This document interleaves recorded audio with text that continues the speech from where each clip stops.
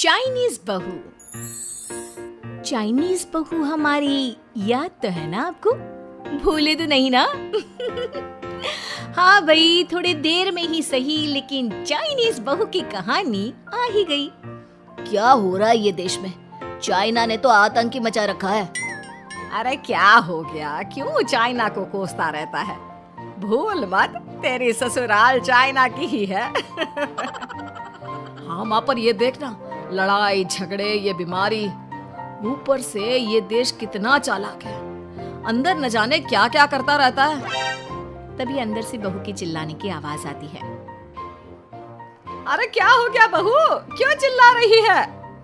माँ जी, ये देखिए, ये रूस ने यूक्रेन की हालत क्या कर दी है। ऊपर से चाइना में डर बड़ा लॉकडाउन लग गया है। माँ जी, अब क्या किया जाए? अरे तो तुम लोगों को क्या परेशानी हो रही है, मैं तो यही नहीं समझ पा रही हूँ। वो क्या है ना माँ, हम लोग चाइना जाने की सोच रहे थे। सांगसू के भाई की शादी है। तो क्या? अरे कौन सा उन लोगों के यहाँ भाई घोड़ी चढ़ता है जो बहन काजल लगाकर नेक लगी? माँ जी, उसकी आंखें बहुत छोटी छोटी है, उसमें या तो पुतली रह सकती है या काजल। साले की पुतली निकाल कर काजल लगा दो, अंधा कहीं का। क्या क्या बोला तुम मेरे भाई के बारे में? अरे नहीं नहीं बहू, वो तो बोल रहा था कि तुझे नेग मिल जाएगा। है, बहन है ना तो उसकी। नहीं नहीं माँ जी, मैं सब समझती। ये मेरे भाई का मजाक बनाते रहती। कितना सीधा है मेरा भाई, बिल्कुल छिपकली जैसा। नहीं नहीं बहू, सीधा गाय जैसा होता है। सही पकड़े हैं माँ जी। हाँ, तो मेरे भाई की शादी है, मैं चाइना जरूर जाऊंगी। तभी एक पड़ोसन आ जाती है। अरे नहीं नहीं बहू, तू कहीं ना जा। हम लोगों का मन कैसे लगेगा तेरे बिना। ले बहू, तेरे भाई के लिए ये शॉल रख ले, हमारी तरफ से गिफ्ट कर देना।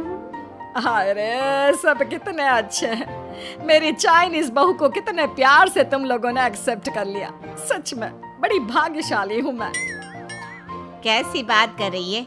ये तो हम लोगों के देश की एक खूबसूरती है कि हर किसी को दिल से अपना लेते हैं, बस वो भी दिल से हमें अपना समझे। कैसी बात कर रही है आंटी जी?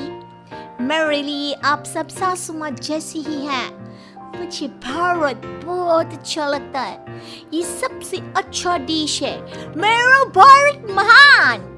वैसे भी लड़की की शादी जहाँ होती है वो तो वहीं की हो जाती है ना। जीती रे बहू, सही बोल रही है। औरत तो होती ही पानी की तरह है, जो जहाँ जैसे रखे वैसे ही शेप ले लेती है। आंटी जी, ये थोड़ा सा ज्यादा हो गया, समझ नहीं आया। नो प्रॉब्लम, मैं चाय बना कर लाती हूँ। फिर क्या, वो दिन भी आ जाता है जब बेटे बहू को चाइना जाना पड़ता है। वहाँ जाकर बहू का भाई कहता है, मेहरबान आ गए, मेहरबान आ गए। मैंने सबको बोला कि सब हिंदी में बात करेंगे, नहीं तो बहन नाराज हो जाएगी। थैंक्स बॉय, हिंदी मेरी भाषा है। अब मुझे उसी में बात करना अच्छा लगता है। आपने जीजा जी से मिलो। ओ बहन, तुम अंदर चलो।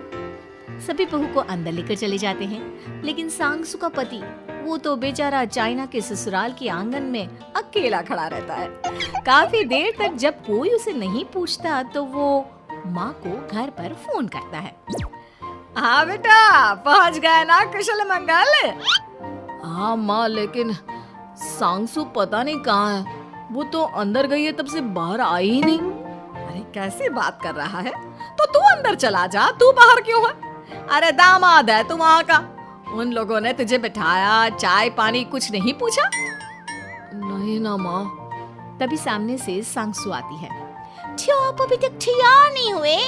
और ये बैग लेकर क्यों कमरे से बाहर आए? इसे वहीं रख देते। कमरा? कौन सा कमरा? अरे कैसी बात कर रही हो? जब से तुम अंदर गई हो मैं बाहर ही तो खड़ा हूँ। बहू को बहुत हैरानी होती है और गुस्सा भी आता है। तभी उसका भाई और माँ आ जाते हैं। अरे सांगसू, अंदर खाना लग गया है। पहले ये बताओ कि मेरे पति को किसी ने खाना या पानी क्यों नहीं पूछा? वो भारत से ससुराल पहली बार आया है, वो भी मेरे कहने पर। उनकी इज्जत क्यों नहीं की? देख बेटी, तूने जबरदस्ती जिद में शादी की थी तो हम लोगों ने कर दी, लेकिन अब तुम ये सोचो, पूरी चाइना में मैं इस इंडियन को अपना दामाद बताऊं? So sorry. हाँ संगसू, और तुम भी चुप रहना, नहीं तो वो लोग मेरी शादी तोड़ देंगे। ओह, ऐसी बात है। कोई बात नहीं, मैं बाहर होटल में रह लेता हूँ, तुम वही करो जो ये लोग चाहते हैं। कैसी बात कर रहे हो? शादी के बाद पति जैसा भी हो, जो भी हो, पति होता है। वैसे भी तुम्हारे पूरे परिवार ने, सबने बिना सोचे मेरा साथ दिया, मुझे एक्सेप्ट किया, प्यार किया। मैं अपने देश में आपको अकेला कैसे छोड़ सकती हूँ? ये हिंदी फिल्म का ड्रामा बंद करो, मैं अभी अब बर्दाश्त नहीं करूँगी। चुपचाप अंदर चलो, नहीं तो ये शादी वादी यहीं खत्म करके इसे अकेले ही इंडिया जाना पड़ेगा। कैसी बात कर रही हो माँ? ये मेरे पति हैं। नहीं था, हम लोगों ने यहाँ वकील को बुला लिया है, जिसके बाद अब तेरा तलाक करा के हम यहाँ के चाइनीज लड़के से तेरी शादी करा देंगे। अरे कैसी बात कर रहे हो? हम तो यहाँ तुम्हारी शादी के लिए आए थे। नहीं नहीं, मैं सांगसू के बिना नहीं रह सकता हूँ। हाई वोल्टेज ड्रामा होने के बाद से ही सारा माहौल खराब हो जाता है कि तभी एक लड़की आती है। मैंने सारा इंतजाम कर दिया है, सांगसू की शादी का मंडप परसों लग जाएगा। तब तक इसके पति को कमरे में बंद कर देते हैं। सभी सांगसू के पति का हाथ बांधकर उसे कमरे में बंद कर देते हैं। ये क्या कानूनी है? आप लोग मेरे पति के साथ ऐसा नहीं कर सकते हैं। मैं किसी से शादी नहीं करूंगी, ये साफ बात है। पहले मैं अपनी शादी करूं, फिर तेरी भी शादी करवा दूंगा। सब कुछ तय हो जाता है, भाई की शादी हो जाती है। फिर वो दिन भी आ जाता है जब सांगसू की शादी वो लोग जबरदस्ती करने के लिए उसे मंडप पर ले जाते हैं। ऐसा मत करो, ये मेरी बीवी है। मैं किसी से शादी नहीं करूंगी। कैसे नहीं करेगी शादी? शादी तो तेरा बाप भी करेगा। हो, मैं करूंगा शादी। प्लीज कोई मेरी शादी किसी अच्छा औरत से करवा दे।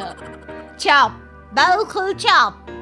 फिर माँ सांगसू और उसके पति से कहती है, तुम लोगों का बच्चा मेरी कैद में है। अगर तुम लोगों ने कोई भी होशियारी की तो मैं इस बच्चे को मार दूंगी। दोनों माँ का रूप देखकर हैरान हो जाते हैं। बच्चे की खातिर दोनों शांत हो जाते हैं और शादी की रस्में शुरू हो जाती है कि तभी सांगसू की सास पुलिस के साथ आ जाती है।